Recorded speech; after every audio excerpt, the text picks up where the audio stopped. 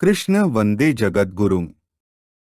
दूसरे अध्याय का 41वां, 42वां, 43वां, 44वां, 45वां, 46वां, 47वां और 48वां श्लोक। यदा यदा हि धर्मस्य ग्लानिर्भवति भारतः अभ्युत्थानम् अधर्मस्य तदात्मानं सृजाम्यहम्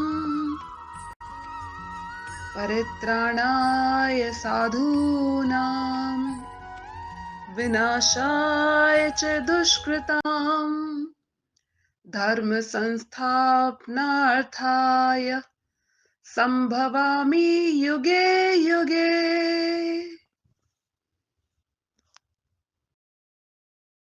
दूसरे अध्याय का 41वां श्लोक। व्यवसायात्मिका बुद्धिरेके कुरुनंदन बहुशाखा ह्यनंताष्ट बुद्धयो व्यवसायिना। ऊपर कहे गए श्लोकों का अर्थ है, हे कुरुनंदन, इस संबुद्धि की प्राप्ति के विषय में व्यवसायात्मिका बुद्धि एक ही होती है। अव्यवसायी मनुष्यों की बुद्धियां अनंत और बहुशाखाओं वाली ही होती हैं।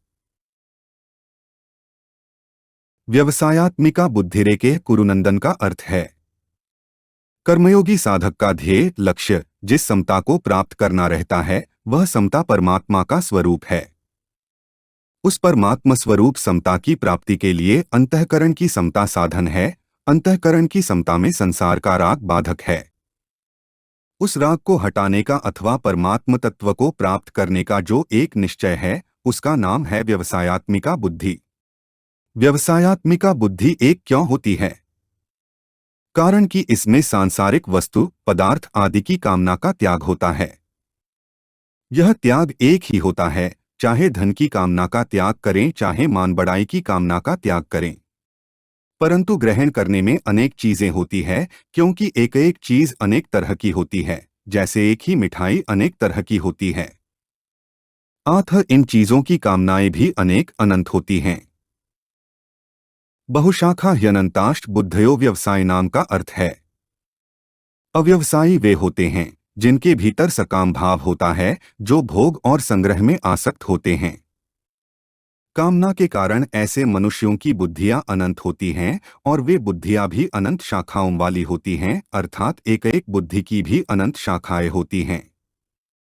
जैसे पुत्र प्राप्ति करनी है, यह एक बुद्धि हुई, और पुत्र प्राप्ति के लिए किसी औषध का सेवन करें, किसी मंत्र का जप करें, कोई अनुष्ठान करें, किसी संत का आशीर्वाद लें आदि उपाय उस बुद्धि की अनंत शाखाएं हुई। ऐसे ही धन प्राप्ति करनी है, यह एक बुद्धि हुई, और धन प्राप्ति के लिए व्यापार करें, नौकरी करें, चोरी करें, डाका डालें, धोखा दें, ठगाई करें आदि उस बुद्धि की अनंत शाखाएं हुई। ऐसे मनुष्यों की बुद्धि में परमात्म प्राप्ति का निश्चय नहीं होता। दूसरे अध्याय का 42वां श्लोक।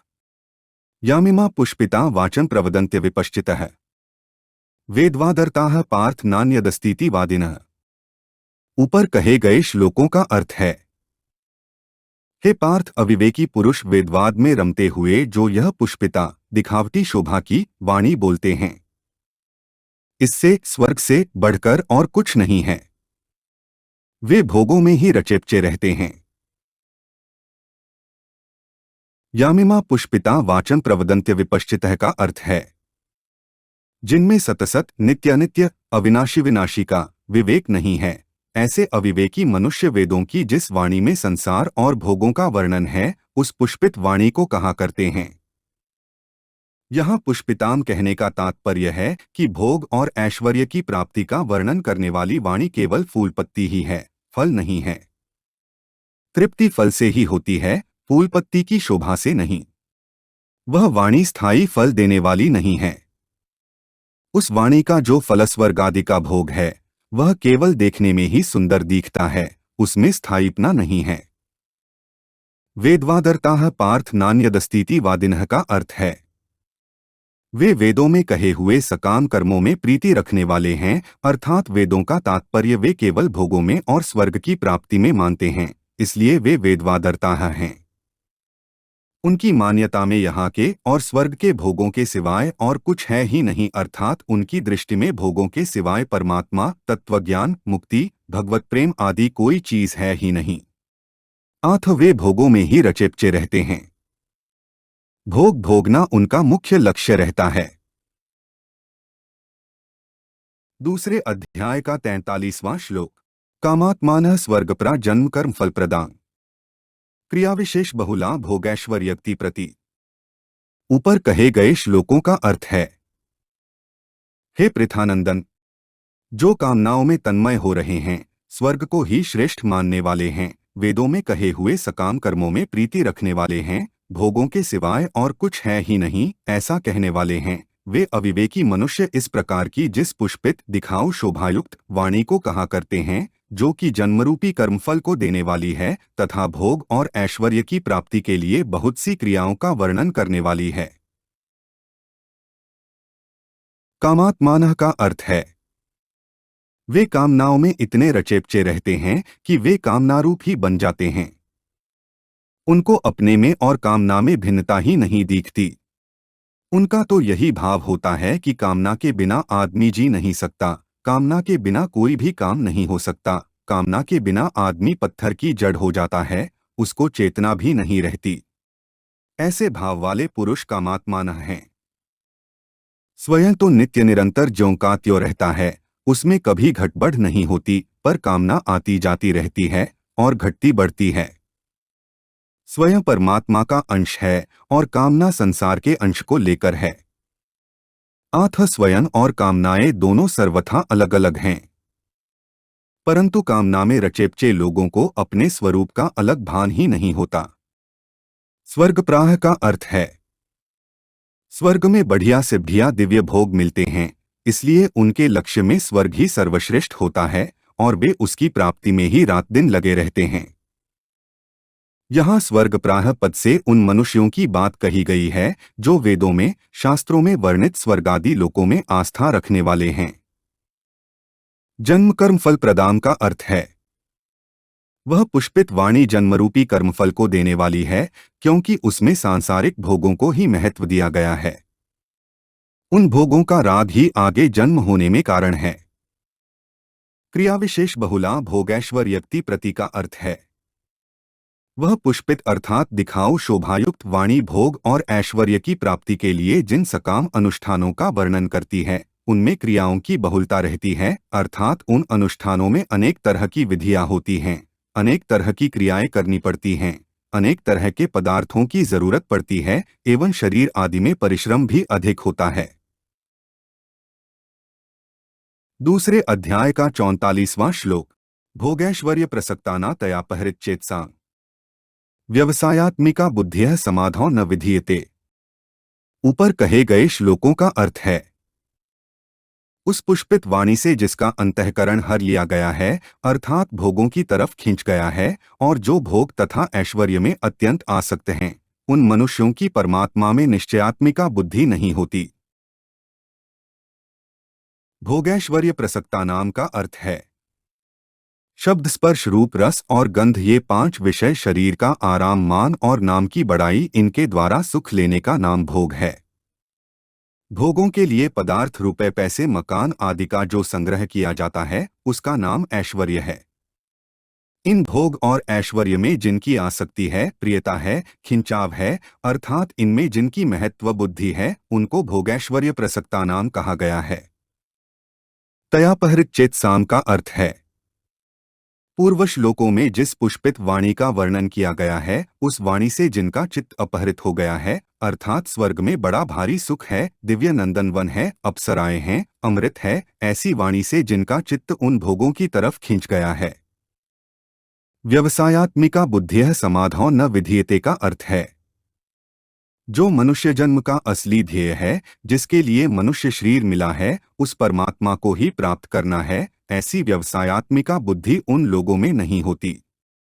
तात्पर्य यह है कि जो भोग भोगे जा चुके हैं, जो भोग भोगे जा सकते हैं, जिन भोगों को सुन रखा है, और जो भोग सुने जा सकते हैं उनके संस्कारों के कारण बुद्धि में जो मलिनता रहती है, उस मलिनता के कारण संसार से सर्वथा विरक्त होकर एक परमात्मा की तरफ चलना है, ऐसा दृढ़ निश्चय नहीं होता।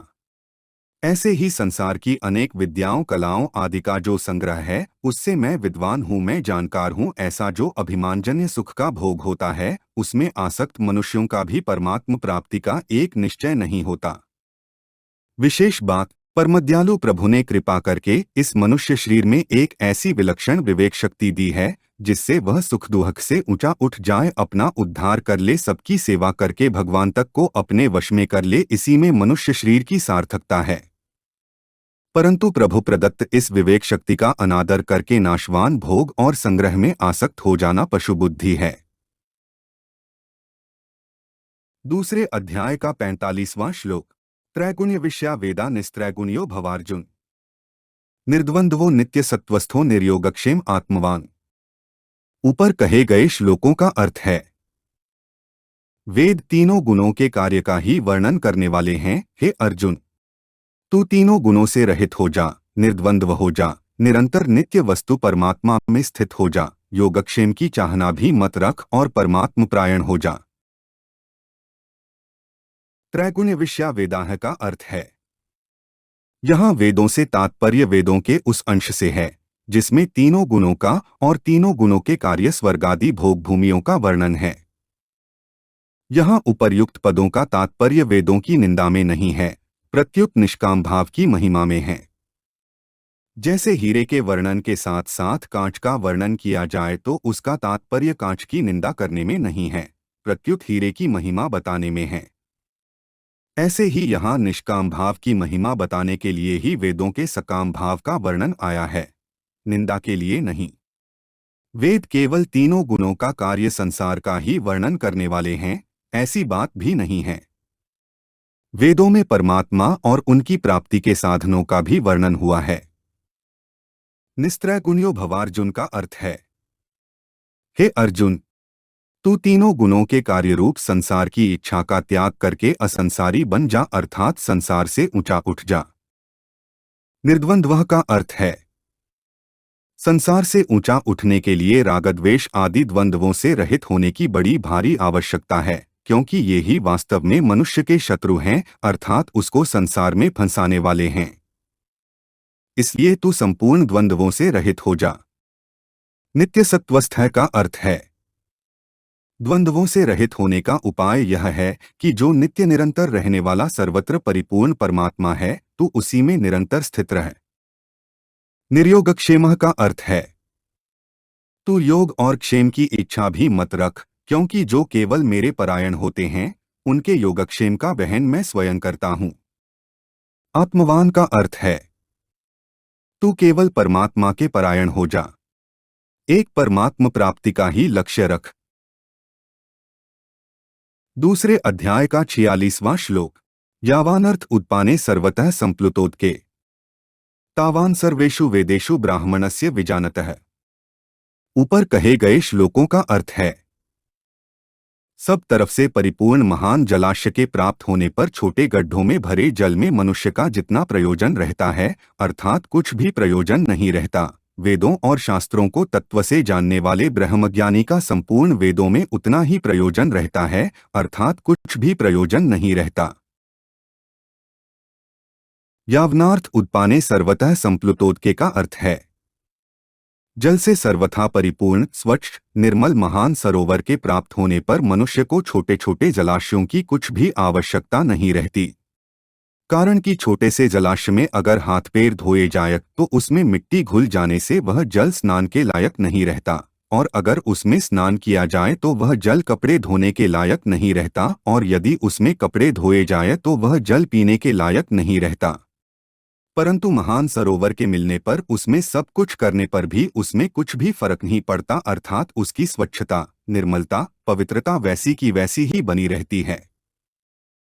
तावान सर्वेषु वेदेषु ब्राह्मणस्य विजानतः का अर्थ है, ऐसे ही जो महापुरुष परमात्म तत्व को प्राप्त हो गए हैं उनके लिए वेदों में कहे हुए यज्ञ दान तप तीर्थ व्रत आदि जितने भी पुण्यकारी कार्य हैं उन सब से उनका कोई मतलब नहीं रहता, अर्थात वे पुण्यकारी कार्य उनके लिए छोटे छोटे जलाशयों की तरह हो जाते हैं। ऐसा ही दृष्टांत आगे 70वें श्लोक में दिया है कि वह ज्ञानी महात्मा समुद्र की तरह गंभीर होता है। उसके सामने कितने ही भोग आ जाए पर वे उसमें कुछ भी विकृति पैदा नहीं कर सकते। जो परमात्म तत्व को जानने वाला है और वेदों तथा शास्त्रों के तत्व को भी जानने वाला है, उस महापुरुष को यहाँ ब्राह्मणस्य विजानतः पदों से कहा गया है। तावान कहने का तात्पर्य है कि परमात्म तत्व की प्राप्ति होने पर वह तीनों गुणों से रहित हो जाता है। वह निर्द्वंद्व हो जाता है, अर्थात उसमें रागद्वेष आदि नहीं रहते। वह नित्य तत्व में स्थित हो जाता है। वह निर्योगक्षेम हो जाता है, अर्थात कोई वस्तु मिल जाए और मिली हुई वस्तु की रक्षा होती रहे, ऐसा उसमें भाव भी नहीं होता। वह सदा ही परमात्म प्रायण रहता है। दूसरे अध्याय का 47वां श्लोक। कर्मण्येवाधिकारस्ते मा फलेषु कदाचन मां कर्मफल हेतुर्भूर्मा ते संगोस्त्व कर्मणि। ऊपर कहे गए श्लोकों का अर्थ है, कर्तव्य कर्म करने में ही तेरा अधिकार है, फलों में कभी नहीं। आथ तू कर्मफल का हेतु भी मत बन और तेरी अकर्मण्यता में भी आसक्ति न हो। कर्मण्येवाधिकारस्ते का अर्थ है, प्राप्त कर्तव्य कर्म का पालन करने में ही तेरा अधिकार है। इसमें तू स्वतंत्र है, कारण कि मनुष्य कर्मयोनि है। मनुष्य के सिवाय दूसरी कोई भी योनि नया कर्म करने के लिए नहीं है। पशु पक्षी आदि जंगम और वृक्ष लता आदि स्थावर प्राणी नया कर्म नहीं कर सकते। देवता आदि में नया कर्म करने की सामर्थ्य तो है, पर वे केवल पहले किए गए यज्ञ दान आदि शुभ कर्मों का फल भोगने के लिए ही हैं। वे भगवान के विधान के अनुसार मनुष्यों के लिए कर्म करने की सामग्री दे सकते हैं, पर केवल सुखभोग में ही लिप्त रहने के कारण स्वयं नया कर्म नहीं कर सकते। नारकीय जीव भी भोग्योनि होने के कारण अपने दुष्कर्मों का फल भोगते हैं, नया कर्म नहीं कर सकते। नया कर्म करने में तो केवल मनुष्य का ही अधिकार है। भगवान ने सेवारूप नया कर्म करके केवल अपना उद्धार करने के लिए यह अंतिम मनुष्य जन्म दिया है।